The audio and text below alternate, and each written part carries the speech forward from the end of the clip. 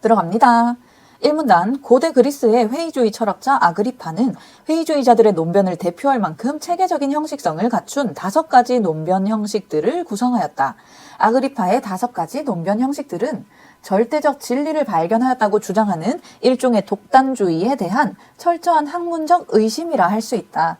그럼 우리는 아마도 아그리파의 5가지 논변 형식에 대해서 읽게 될 건데요. 이 논변 형식 자체가요, 독단주의에 대한 의심에서 발생한 거래요. 이때 이 독단주의가 뭐냐 하면 절대적 진리를 발견하였다고 주장하는 게 독단주의다라고 적혀 있으니까 우리는 이미 여기에서 아그리파의 가장 중요한 주장에 대해서 파악을 할 수 있겠네요. 아그리파는 절대적 진리라는 건 존재하지 않는다 라는 내용을 주장할 거예요. 그러니까 절대적 진리를 발견하였다라는 거에 대해 의심을 하고 있겠죠.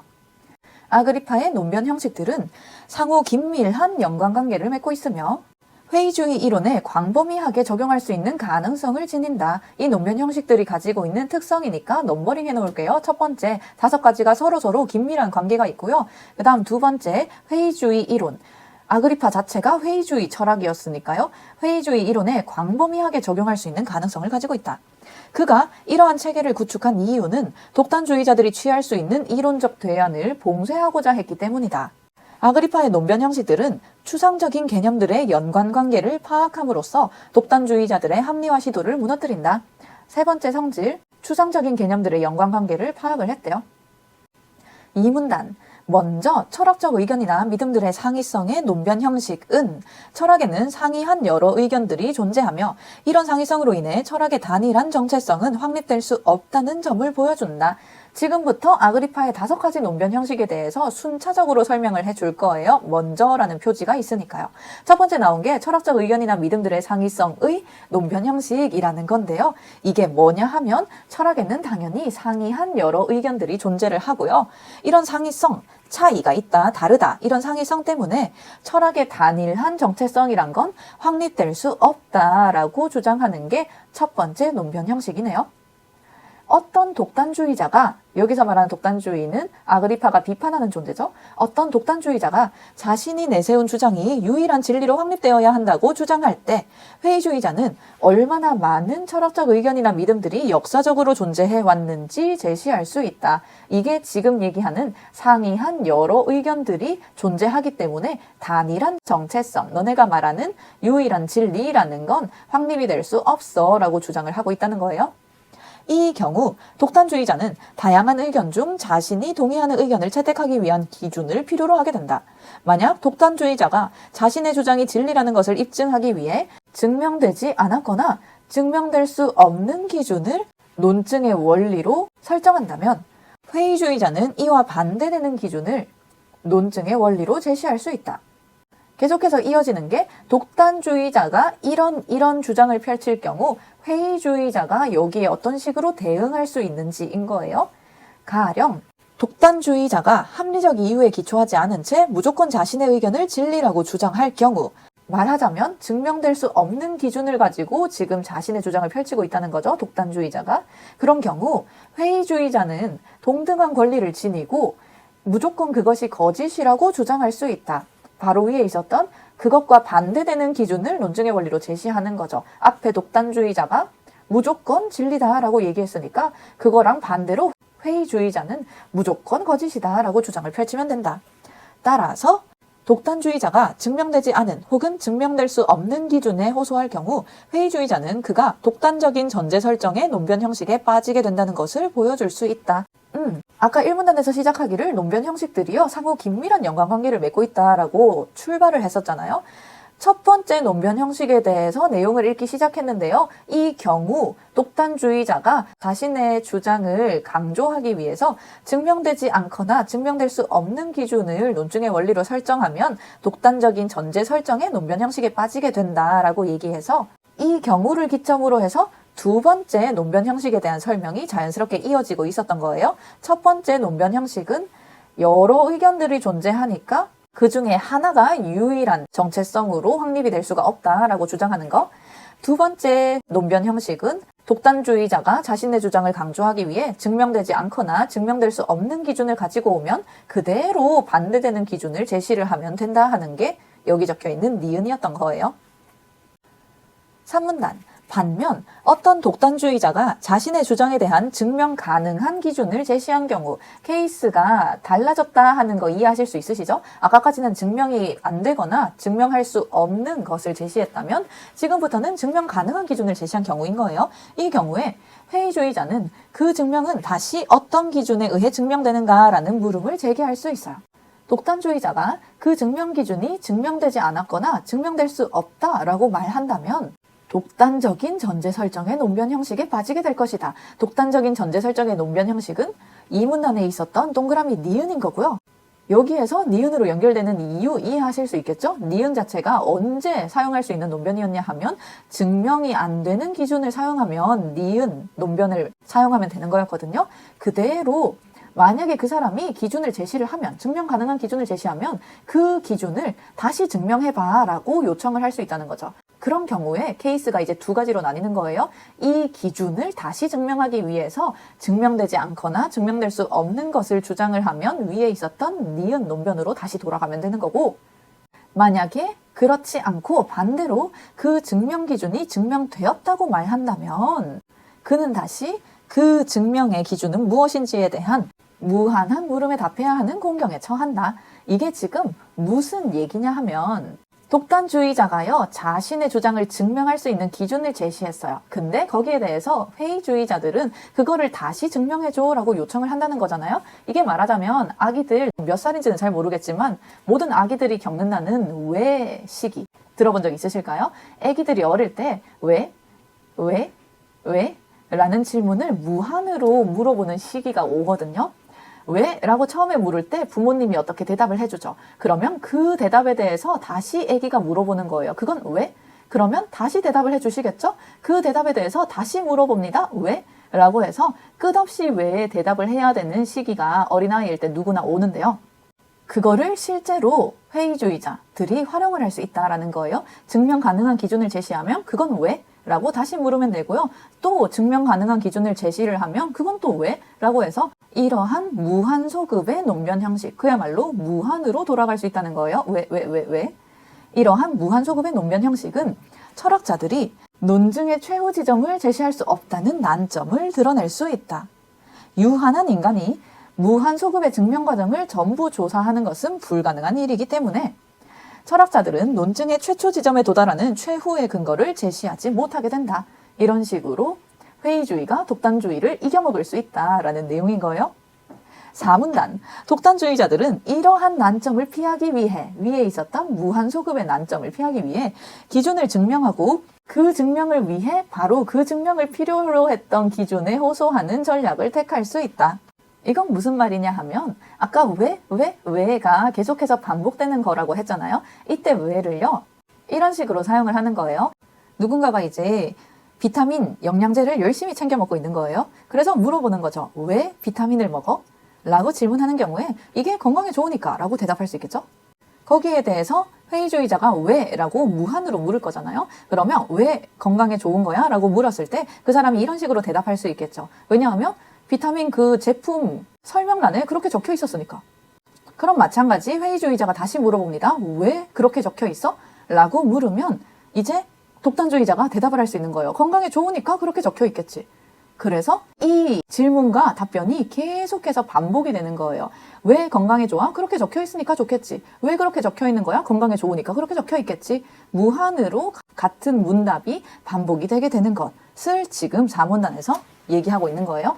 이를 통해 독단주의자는 자의적인 전제 설정을 범하지 않으면서도 최후의 근거를 제시한 것처럼 보인다. 근데 여기서 말하는 이거 하는 것처럼 보인다는 말 자체가 실제로는 그렇지 못하다라는 게 전제되어 있는 거니까. 그러나 이러한 전략은 사태에 대한 해명이 될 수는 없다. 순환의 논변 형식은 경쟁하는 두 개념 가운데 어떤 것이 우선권을 갖는지 결정할 수 없다는 점을 보여주며, 이러한 미결정성은 증명에 대한 판단 중지를 초래한다. 지금 4문단에서 얘기하는 논변 형식은 순환의 논변 형식, 계속해서 같은 논변이 순환되는 거였고요. 이 결과적으로 경쟁하는 두 개념, 이거 둘 중에 어떤 것이 더 우선권을 갖는지, 닭이 먼저인지 달걀이 먼저인지 우선권을 가질 수가 없다라는 내용인 거예요. 그래서 결과적으로 아무것도 결정 못하는 미결정성을 가지게 될 거고요. 아무것도 결정을 못하니까 당연히 증명에 대한 판단 중지를 초래할 수밖에 없어지더라. 결과적으로 독단주의자가 선택한 이러한 전략은 효과가 없다라는 내용을 얘기하고 있는 거예요. 오문단. 이러한 논변 형식들은 결국 모든 것은 상대적이라는 상대성의 논변 형식으로 귀착될 수 있다. 1문단에서 분명히 각각의 논변 형식들이 상호 긴밀한 연관관계를 맺고 있다라고 얘기했어요. 앞에서 나왔던 4개의 논변 형식들이요. 결국 모든 것은 상대적이라는 상대성의 논변 형식으로 귀착될 수 있대요. 1, 2, 3, 4 전부 다요. 감각기관에서 비롯된 인간의 지각이나 판단은 상황에 따라 달라질 수 있어 절대적이지 않기 때문에 특정한 대상이나 주장을 절대적인 것으로 여길 경우 독단적인 견해에 빠질 수밖에 없음을 보여준다. 독단주의자가 절대적 진리라고 믿는 모든 사상들은 결국 상대적인 것이라 할 수 있기 때문에 모든 것의 상대성은 대상의 참된 본성이 무엇인지와 관련하여 필연적으로 판단 중지를 요구한다. 말인즉슨 대상의 참된 본성이 무엇인지 절대로 설명을 할 수가 없다. 왜냐하면 사람들이 가지고 있는 지각, 판단이란 건 상황에 따라 달라지는 상대성을 가지고 있기 때문에. 여기까지 5가지 논변 형식에 대한 설명은 다 읽었고요. 이 5가지가 상호 긴밀한 연관성을 가지고 있다라고 시작했었잖아요. 그 연관성 짧게 정리하고 마지막 용문단으로 넘어갈게요. 첫 번째 논변 형식, 동그라미 기억. 일단 독단주의자들은 단일한 진리가 있다라고 얘기하는데 기본적으로 철학은 상이한 여러 의견들이 존재하니까 단일한 정체성이란 게 확립이 될 수 없었죠. 그럼에도 불구하고 독단주의자들이요, 이 논변 형식에 대한 대응을 하기 위해서 자신들의 의견을 입증을 하려고 시도를 합니다. 이 입증 결과 2가지 케이스로 나눠져요. 첫 번째, 증명되지 않거나 증명될 수 없는 기준을 들어서 입증하려고 할 수도 있고요. 혹은 2번째, 증명 가능한 기준을 통해서 입증하려고 할 수도 있어요. 증명되거나 되지 않거나 둘 중 하나밖에 없으니까 1번 아니면 2번 케이스로 나뉘어지겠죠. 근데 일단 첫 번째, 증명되지 않거나 증명될 수 없는 기준을 제시를 하는 경우에는 독단적인 전제 설정의 논변 형식이라는 거에 빠지게 되어서 독단주의가 결국 자기 무덤을 파게 되는 거고요. 2번째, 증명 가능한 기준을 제시한 경우에는 이제 무한으로 왜 라는 질문을 던질 수 있다라고 얘기했어요. 증명 가능한 기준을 제시했을 때 왜라는 무한소급의 논변 형식을 활용해서 독단주의자를 이겨먹을 수도 있고, 혹은 이제 독단주의자가 무한 왜를 이기기 위해서 이러하다 저러하다 똑같은 근거를 계속해서 반복하는 순환의 논변이란 거를 활용할 수 있는데, 이 순환의 논변 형식도요, 결과적으로는 둘 중에 어떤 것이 더 우선권을 갖는지 결정할 수 없으니까 동그라미 디귿, 무한소급의 논변 형식에 독단주의자들이 이런 식으로 대응을 해도 결과적으로는 자신의 주장을 효과적으로 입증하지 못한다라는 흐름이었던 거고요. 그대로 5문단 내려가시면 이 모든 논변 형식들이 결국 상대성의 논변 형식으로 귀착이 된다라고 적혀 있어서 1, 2, 3, 4를 모두 포괄하는 5번 논변 형식까지 정리가 되어 있었어요. 6문단. 회의주의자들은 아그리파의 논변 형식들을 통해 인간은 절대적 진리와 관련하여 어떤 판단과 주장도 유보해야 한다는 결론에 이를 수 있다. 고대 회의주의자들인 필론주의자들은 이러한 판단 중지를 통해, 이때 말하는 판단 중지라는 건 인간은 어차피 모두 상대적인 지각밖에 할 수 없기 때문에 절대적 진리와 관련한 어떤 판단과 주장도 유보해야 한다. 유보해야 한다는 건 제대로 판단할 수 없다라는 얘기죠. 판단하면 안 된다니까 판단을 판단을 하지 않을 거야. 판단 중지를 통해 우리가 절대적 진리를 발견하고자 하는 고뇌에서 벗어나고 마음의 평정을 얻을 수 있다고 보았다.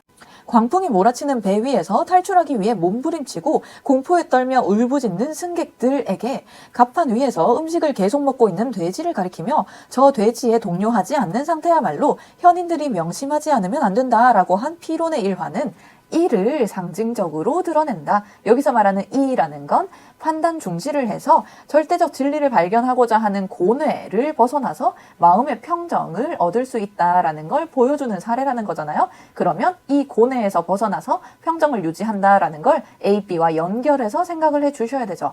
공포에 떨며 울부짖는 승객들이 고통받는 것은 결국 앞에서 얘기했던 절대적 진리를 발견하고자 고뇌 속에 갇혀있는 내용이 될 거고요. 그리고 돼지에 동요하지 않는 상태가 바로 마음의 평정이 되겠죠. 이때의 마음의 평정이란 건 판단 중지를 통해 얻을 수 있다 하는 것까지 놓치시면 안 되고요.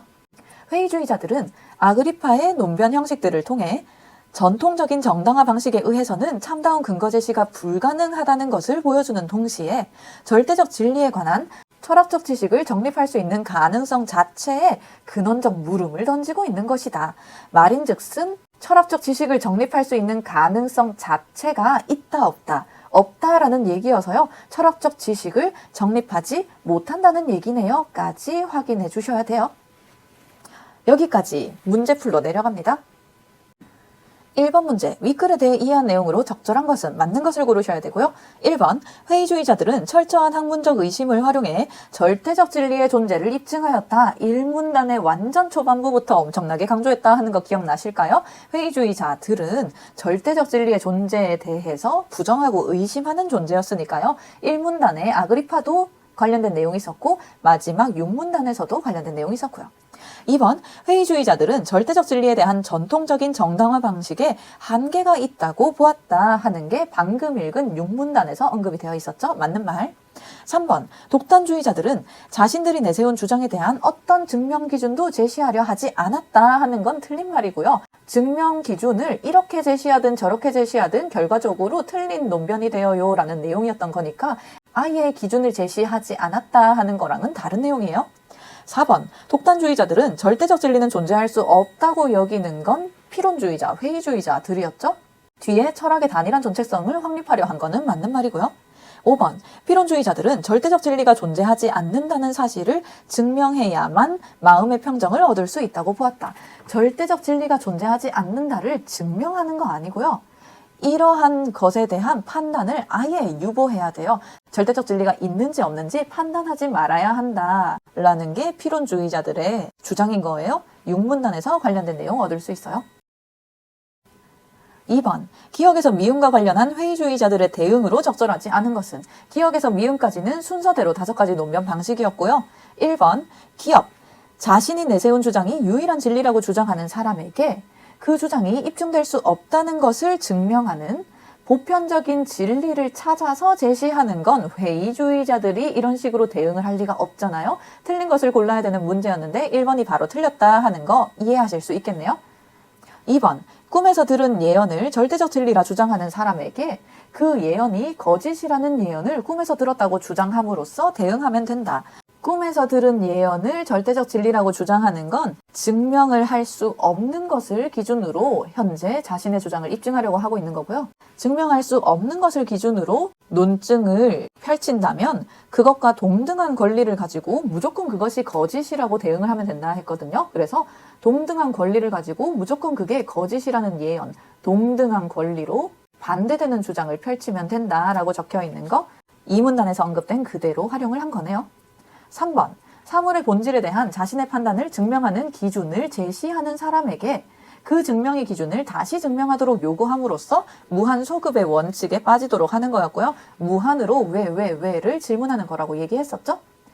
4번, 신의 존재는 경전에 기록되어 있어 입증되며 경전은 신의 말이므로 모두 진리라고 주장하는 사람에게까지 봤을 때 신의 존재가 입증되는 건 경전에 기록되어 있기 때문이야. 경전이 진리인 건 신의 말이기 때문이야. 무한으로 경전과 신의 말이라는 관계가 반복되고 있다 하는 거 이해하실 수 있으시겠죠? 이런 경우에 신과 경전 중 어느 것이 먼저인지 결정하도록 요구해서 대응할 수 있다. 4문단에 의하면 경쟁하는 두 개념 가운데 어떤 것이 우선권을 갖는지 결과적으로 결정할 수 없다라는 걸 보여주면 된다 했거든요. 어떤 것이 먼저인지 결정하도록 요구를 하면 이 사람은 그것을 결정하지 못할 거예요. 이런 걸 통해서 증명에 대한 판단 중지를 초래할 수 있다. 지문에 적혀 있는 거 그대로네요. 5번, 자신이 판단한 대상의 참된 본성을 절대적인 것으로 주장하는 사람에게 그 판단이 상황에 따라 달라질 수 있는 상대적인 것에 불과하다 라는 걸 보여줌으로써 대응하면 된다. 마찬가지 5문단에 적혀 있는 그대로예요. 3번 문제, 윗글의 A, B가 의미하는 바를 보기의 내용과 관련지어 추론한 내용끼리 바르게 짝지은 것은 A는 공포에 떨며 울부짖는 승객들이었고요. B는 동요하지 않는 돼지의 상태를 가리키는 거였죠. 그래서 지문 읽으면서 A가 절대적 진리를 발견하려고 고뇌하는 상태다라고 얘기했고요. B가 그 고뇌에서 벗어나서 아무런 판단도 내리지 않으려는 판단 중지 상태에 들어가면 마음의 평정, 아타락시아라는 걸 얻을 수 있다라고 정리를 했어요. 보기, 회의주의 철학자 아이네시데모스는 회의주의니까 동그라미. 아이네시데모스는 모든 것은 다른 것과의 관계 속에서만 존재한다고 보았다. 세 글자로 바꿀 수 있으실까요? 상대성을 가리키는 표현이네요. 그는 인간이 지각을 통해 경험하는 세상은 절대적 지식을 제공해 줄 수 없으며 철학적 지식은 절대적 진리로 확정될 수 없다고 보았다. 계속해서 5문단에 있었던 상대성과 관련된 내용이에요. 아이네시데모스의 논변 형식은 다음과 같은 논리적 구조를 갖는다. 물리적 실제 X가 A에게는 소문자 X로, B에게는 X-로 나타난다. 그러므로 소문자 X와 X- 중 어떤 것이 실제와 근접한 모습인지 알 수 없으며 따라서 X가 어떤 것인지에 대한 결정을 유보해야 된다. 다른 말로 얘기하면 판단 중지 상태에 빠져야 된다. 그래야 B, 아타락시아로 나아갈 수 있다라는 내용이었고요. 선지 내려가시면 A는 고뇌에 빠진 상태에 진리를 알아내려고 힘들어하는 상태, B는 모든 판단을 유보해서 마음의 평정을 얻은 상태였기 때문에 A랑 관련해서는 X의 실제를 알아내고자 고뇌하는 거 가능, X에 대해 판단을 중지하는 건 좋은 거니까 안 되고요.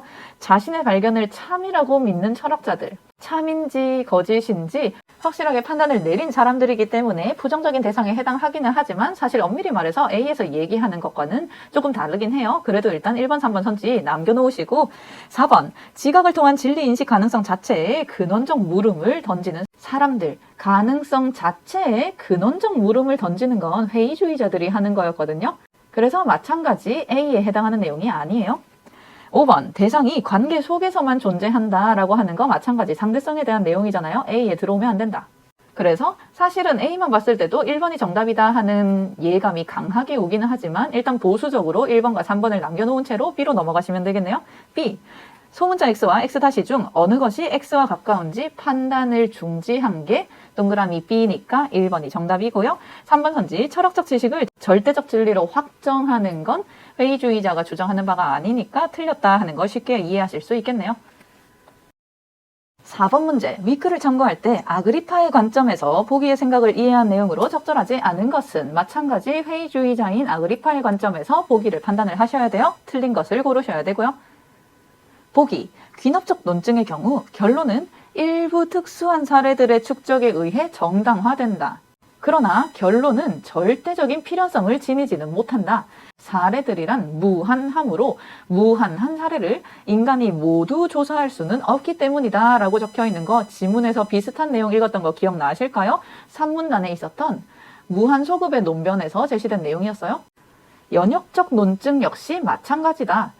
연역적 논증에 의해 결론의 참을 보장할 경우 결론의 명제는 전제가 참인 경우에 도출된다. 결국 결론은 전제를 통해 타당성을 얻는다. 그런데 연역적 논증에서 참으로 가정하고 있는 전제는 어떻게 참으로 설정될 수 있을까? 이는 사실상 결론을 포함한 명제들을 종합해서 귀납적 논증에 의해 확립된 것으로 볼 수 있다. 말인즉슨 연역적 논증에서 결론이 무사히 도출되려면 전제가 참이어야 되는데 이때의 전제가 참이다는 결국 귀납적 논증을 요구하니까 앞서 얘기했던 무한소급의 문제로 되돌아갈 수도 있고요. 혹은 결론을 증명하기 위해 사실상 그 결론이 포함되어 있는 명제들을 가지고 귀납적으로 입증을 해야 된다라고 적혀 있는 거니까 4문단의 순환의 논변에서 언급되었던 증명을 하기 위해서 바로 그 증명을 필요로 했던 기준에 호소하는 것과 유사한 메커니즘이다라고 파악하실 수 있겠네요. 왜냐하면 결론을 포함한 명제들을 종합해서 전제가 참이다라는 걸 이끌어냈고요. 근데 이 전제가 참이다라는 것을 통해서 다시 결론이 참이다를 증명할 거고, 근데 그거를 하려면 이미 결론이 참이다라는 것이 전제에 반영이 되어 있어야 되니까 전제가 참이다와 결론이 참이다가 계속해서 돌고 도는 순환의 관계를 이루고 있다는 거예요. 그대로 선지 내려가시면 1번 귀납적 논증의 결론이 절대적인 필연성을 지니지 못하는 이유로 논증의 근거가 모두 증명되지는 않았음을 들 수 있다. 맞는 말이죠. 3문단에서 무한한 상황을 모두 증명할 수는 없다라는 내용도 있었고요. 2문단에서 증명되지 않은 경우에 어떤 식으로 대처할 수 있다라는 내용도 언급됐으니까 두 개의 문단을 사용해서 1번 선지 맞다 하는 거 판단하실 수 있고요. 2번 귀납적 논증에서 특수한 사례들의 축적은 지각 불가능한 사례들의 축적으로 그 자체가 대상의 참된 본성임을 알 수 있다. 이번 선지가 틀렸다 하는 건 쉽게 아실 수 있겠죠? 귀납적 논증에서 특수한 사례들은요, 지각할 수 있는 사례들이에요. 그래서 지각 불가능한 사례들의 축적이다 하는 거 이미 틀렸고요. 지각할 수 있는 게 일부 특수한 사례에 불과하다 하는 게 문제였던 거죠. 지각 불가능한 나머지 사례들은 우리가 영원히 알 수 없을 것이다. 그 다음, 그 자체가 대상의 참된 본성임을 알 수 있다 하는 게 아그리파의 관점에서 올바른 말일 수가 없으니까 2번 선지가 정답. 3번, 연역적 논증의 전제는 모든 사례를 통해 입증된 전제가 아니기 때문에 독단적인 전제 설정의 논변 형식에 빠질 수 있다. 독단적인 전제 설정의 논변이 뭐였냐 하면 증명되지 않았거나 증명할 수 없는 걸 기준으로 논변을 주장하는 걸 가리키는 거였거든요. 앞에 적혀있는 선지의 근거, 모든 사례를 통해 입증된 전제가 아니기 때문에 결과적으로 증명을 할 수 없는 거여서 독단적인 전제 설정의 논변 형식에 빠질 수 있다 하면 맞는 말이 되겠죠. 4번, 연역적 논증은 증명되어야 할 것을 이미 전제 속에 포함시켜 놓고 그것을 도출하게 되는 순환의 논변 형식에 빠질 수 있다. 아까 보기 읽으면서 파악했어요. 전제가 참이어야 결론이 타당성을 얻을 수 있는데 전제가 참인 거를 입증하려면 이미 결론이 포함된 명제를 종합해서 전제가 참이다라는 걸 이끌어내야 되기 때문에 전제와 결론이 닭이냐 달걀이냐의 관계에 놓여 있다. 5번, 연역적 논증은 전제가 절대적인 필연성을 지니지 못하기 때문에 결론 역시 절대적인 필연성을 지닐 수 없어 상대성의 논변 형식으로 귀착될 수 있다. 우리가 지각할 수 있는 일부 사례에 한정된다. 우리의 지각과 판단에 한계가 있다라고 적혀 있었던 5문단에서 이 모든 논변이 상대성의 논변 형식으로 귀착이 될 수 있다라고 적혀 있었고요. 앞에 적혀 있는 내용도 맞는 말이니까 5번 선지도 맞는 말. 5번 문제, 윗글을 바탕으로 보기의 가에 들어갈 내용을 추론한 것으로 가장 적절한 것은 맞는 것을 고르셔야 되고요. 신앙주의는 신에 대한 신앙에 무조건 매달리기만 하는 입장을 가리키지는 않는다. 신앙주의는 절대적 진리와 관련한 판단을 중지해야 한다는 회의주의적 입장에 어느 정도 의존하는 셈이다.